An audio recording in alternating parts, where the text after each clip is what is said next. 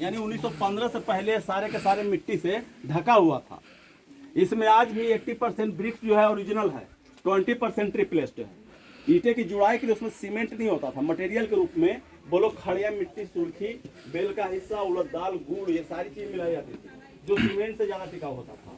और यही वो गेट है जिसके बारे में मैंने बोला था कि ओरिजिनल शुभम सर करने आ गया। ये कटाई के बाद बना है और दीवार की मोटाई जो आप लोग देखिएगा लगभग 9 फीट मोटी दीवार है। अब आप लोग आइए अंदर।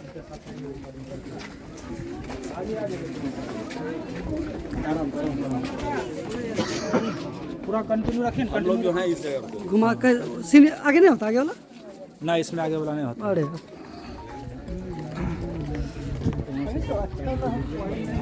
हमको ये वीडियो बनाने आता था।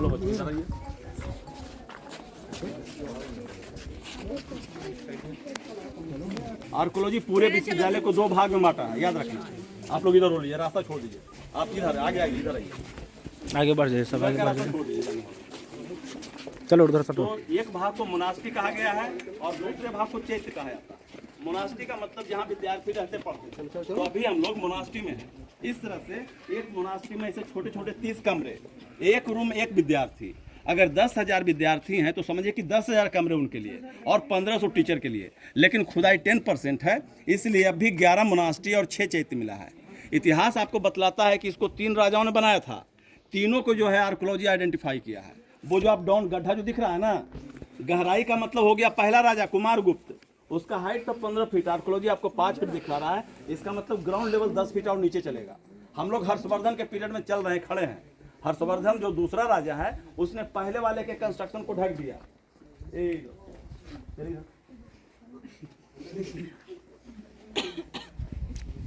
अभी हम लोग दूसरे कंस्ट्रक्शन पे हैं। तो यहाँ से 15 फीट हो गया हर्षवर्धन का, दूसरे का। इसको ढक दिया तीसरा राजा देवपाल। और वो जो दीवार का टॉप दिख रहा है वहां से एक और चलेगा 15 फीट। जब बख्तियार खिलजी का आक्रमण हुआ, ऊपर का हिस्सा था, इसलिए वो पूरी तरह से डैमेज है। रूम के आगे बरांडा, बरांडा से आगे का एरिया आंगन। घर का जो आंगन होता है ना, वहीं उनकी पढ़ाई होती थी। Every courtyard was used as classroom. अब आप लोग चलेंगे, देखेंगे इसका दूसरा एरिया, चैत्य एरिया, मतलब मंदिरों का हिस्सा। चलो बच्चों।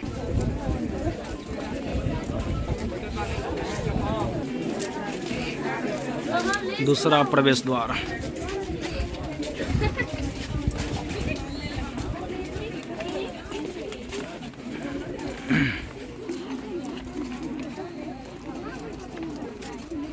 तेजी से बढ़ो, तेजी से बढ़ो, बढ़ो बढ़ो बढ़ो बढ़ो।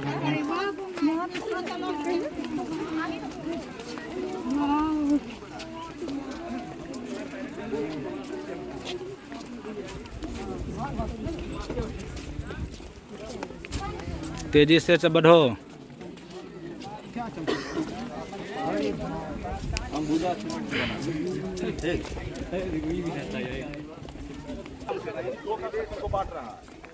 बगल जहाँ विद्यार्थी रहते पढ़ते थे, और रास्ते की इधर सारा एरिया चैत्य एरिया, मतलब मंदिरों का हिस्सा। वो जो दूर दूर तक टीला जैसा दिख रहा है ना, सारे मंदिर थे बुद्ध के, लेकिन आज टीला है, मिट्टी और ईंटे के सिवा वहाँ कुछ नहीं। जो मिला वो म्यूजियम में रखा हुआ है। विश्वविद्यालय का सबसे मेन पार्ट वो ऊंचा वाला हिस्सा। जब भी बिहार टूरिज्म का साइट, अपना इंडियन हिस्ट्री या जो आप लोगों का एसएसटी का बुक होता है, उस पर इसी का फिगर आता है। ये 2500 वर्ष पुराना है।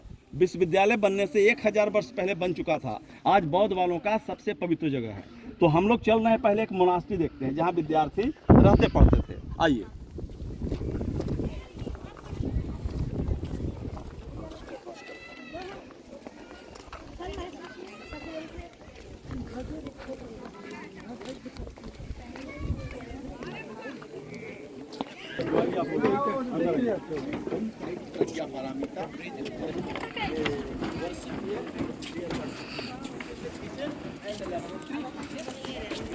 चलिए आप लोग इधर आइए।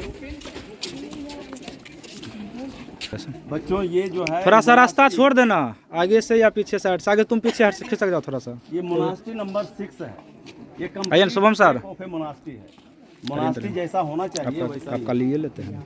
इसमें 32 कमरे हैं चारों तरफ, यानी 32 विद्यार्थियों को रहने की व्यवस्था हो गई। आप लोग बरामदा में खड़े हैं। ये जो गड्ढा दिख रहा है ना, इसे ये सारा पिलर है, यानी रूम बरामदा के ऊपर छत होता था। और ये ओपन कोर्ट यार्ड है, ये आंगन का एरिया है जहाँ उनकी पढ़ाई होती थी। तो जो लोग, जितने स्टूडेंट यहाँ रहने वाले हैं 32, वो यहाँ पर बैठेंगे और पढ़ाई करेंगे। आंगन में आपको 3 स्टेज दिखाया गया है। देखिए सामने का स्टेज दिख रहा है ना, बताते हैं आप लोग देख रहे हैं सामने का स्टेज। वही दुख दिखा था। जरा सा साइड में। देखो बच्चों, सामने का स्टेज दिख रहा है, आप लोग देख रहे हो ना, वो कुमार गुप्त का बनाया हुआ लेक्चर प्लेटफॉर्म है जहाँ से टीचर पढ़ाते थे। दूसरा राजा आया हर्षवर्धन। हर्षवर्धन पहले वाले को ढक दिया और लेक्चर स्टेज इधर कर दिया। 6ठी सदी का है ये। इसको जो है तीसरा राजा देवपाल ने ढक दिया और लेक्चर प्लेटफॉर्म इधर बना दिया। तो 3 राजाओं का 3 लेक्चर स्टेज यहाँ मिला है। गवर्नर में वो कुआं है पानी के। ये जो गड्ढा बना है ना ऐसा, एक गड्ढा इधर भी है, एक गड्ढा उधर भी है। इसको बोलते हैं किचन बर्नर। बर्नर चूल्हा, खाना बनाने के समय उस पर खाना बनाया जाता था और पढ़ाई के दरमियान उसका यूज वो लोग लेबोरेटरी के रूप में करते थे। यानी मेटल को मेल्ट करना, केमिकल रिएक्शन, एक्सपेरिमेंट का काम होता था। ठीक है। रूम के बारे में हुएनसांग लिखा। आज जो मैं आपको ये बातें बतला रहा हूँ, कहाँ से, किस इतिहास से लिया गया है? ये हुएनसांग की डायरी पर आधारित है। जैसा उसने लिखा खुदाई में वैसा पाया। उसने लिखा था कि उस समय रूम का जो टेम्परेचर होता था बिल्कुल मॉडरेट, यानी नेचुरल एयर कंडीशन। गर्मी में ना ज़्यादा गर्मी, ठंडे में ना ज़्यादा ठंडा। दीवार की मोटाई कारण सभी दरवाजे पे लकड़ी का गेट होता था, मोटे मोटे किवाड़ होते थे। लॉक करने के लिए कुंडी, वो जो होल बनी है ना कुंडी, दरवाजा बंद करने के लिए, उसके जस्ट अपोजिट के दीवार में छोटे छोटे आले बना हुआ है जिसपे वो लोग मसाल रखते थे लाइट के लिए। रात में लाइट वो लोग मसाल से करते थे।